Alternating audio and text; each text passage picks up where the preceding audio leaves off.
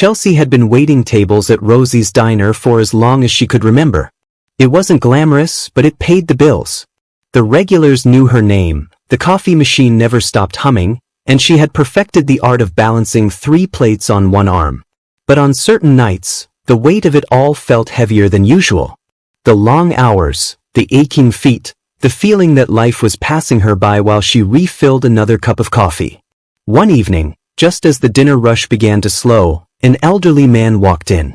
He wasn't a regular. His suit was old but neatly pressed, and he carried a worn leather notebook in his hands.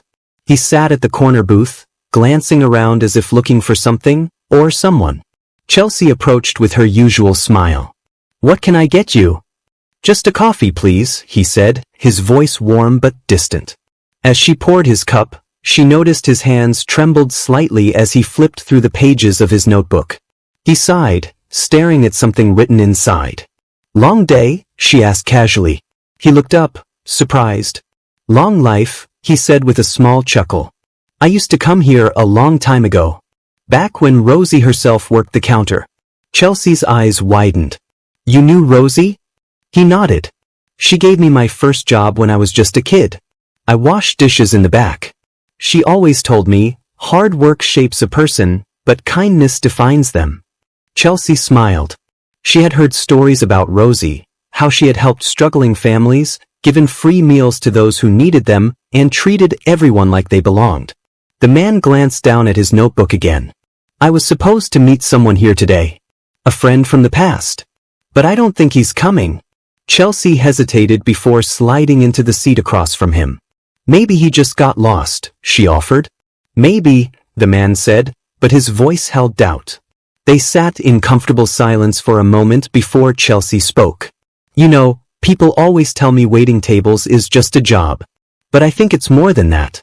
Some people walk in here carrying their whole world on their shoulders. And sometimes, a warm meal and a little kindness can make all the difference." The man studied her for a moment, then smiled. "You remind me of Rosie." Chelsea blinked, caught off guard. "Really?" She saw people. Really saw them. Not just as customers, but as stories waiting to be heard.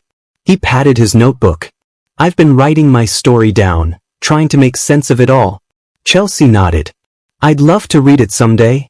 The man's eyes softened. "Maybe I'll leave it here, for the next person who needs a story." As he stood to leave, he placed a generous tip on the table, along with a small note.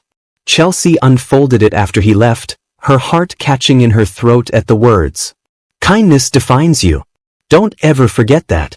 That night, as she wiped down the counters and locked up the diner, Chelsea realized something. She wasn't just waiting tables. She was shaping stories just like Rosie had.